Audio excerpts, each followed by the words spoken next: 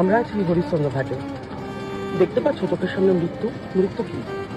মৃত্যু হচ্ছে আমাদের সেই শান্তি যেখানে প্রতিদিন জীবনের এত দৌড়াদৌড়ি, এত ফ্রাস্ট্রেশন, ডিপ্রেশন, এত জ্বালা, এত অশান্তি, প্রতিদিন মৃত্যুর জন্য যে গন্ধ শুকে পাই আমরা প্রতিটা জীবনে, ট্রেনে, বাসে, সমাজে, কখনো কালো, কখনো নারী, কখনো পুরুষ বা বিভিন্ন কারণে যে অবহেলিত হই আর প্রতিদিন নিজের মৃত্যুকে শান্তিতে খুঁজে বেড়াই, এটা হচ্ছে সেই ডেস্টিনেশন।